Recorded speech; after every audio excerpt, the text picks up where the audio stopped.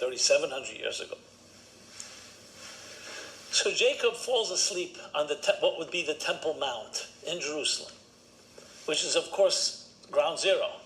That's the central point. You hear about the Al-Aqsa, what they call desecrations that the Muslims and the Arabs try to use as an excuse to fight war. Al-Aqsa is a mosque on the Temple Mount. You have, of course, the temple, you have the other mosque.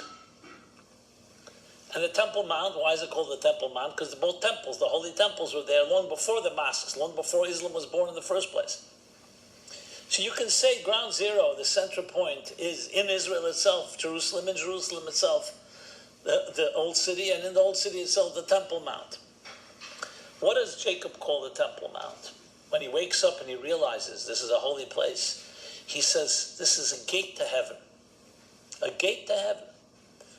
The big question, where does heaven meet earth? Right there. And this, my friends, I submit, is the heart and soul and the root of everything. Everybody wants to control this gate, this interface, the ultimate interface between heaven and earth, between spirit and matter, between soul and body, between the spiritual and the physical. So consciously or subconsciously, this is what everyone wants control over. Because in a sense, it's not just control in the sense who's going to own it. It's the control to the very key to finding true balance in this world. Everyone will claim, especially in the religious context, that we want to fulfill God's purpose in this world.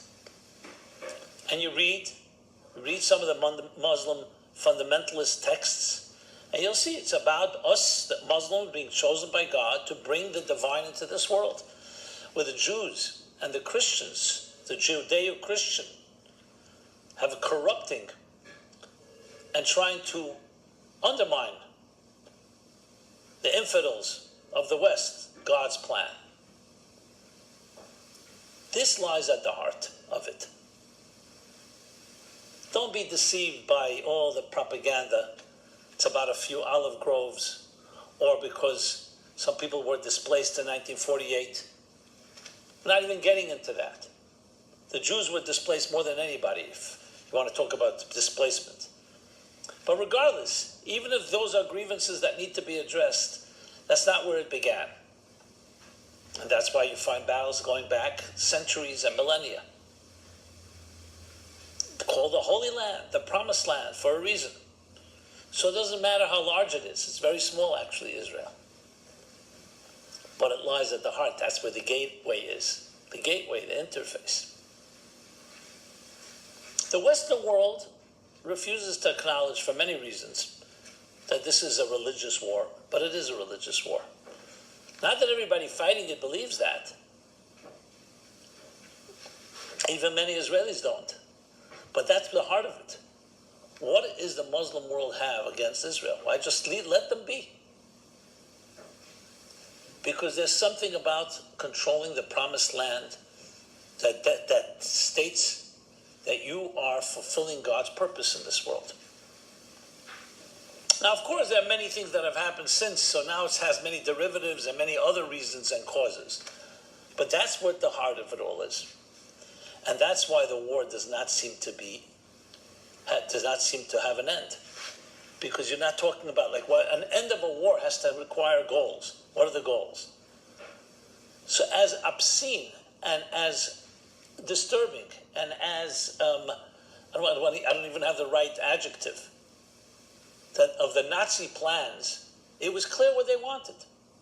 That the Aryans are the superior race, Lebensraum, get rid of all the inferiors, that they control the world. In their demonic view, what they had, but we knew what it was. And it had to be stopped, and it was stopped. Every war has some type of goal. Some wars are actually vengeance, to exact vengeance on your enemy. Some wars are over land, over power, over resources, control. Here, what is the goal? Like, what would be victory? from the river to the sea, eliminate all Jews, all Israel, God forbid?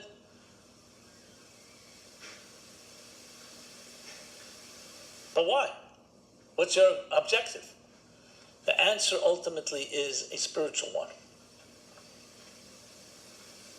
And it's the Jewish people, and then Christianity that finally came to understand that it's not through violence and war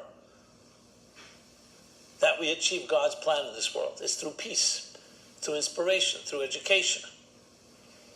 So the Muslims will have to go through their market correction, their reality check, to put it mildly.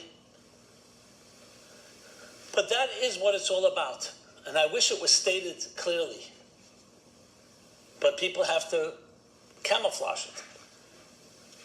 Because many will not accept, especially in the Western world, that this is the war. So it's packaged in all types of ways. The complete false narrative and propaganda of colonialism and apartheid and genocide.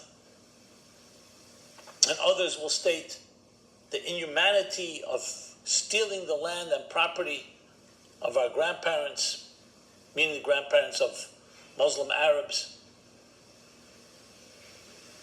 But it really comes down to a far more spiritual and religious core behind it all. So therefore the solution also has to be one of such. Because even if you create two states, everybody understands it's not going to go anywhere, because one state wants the other to disappear.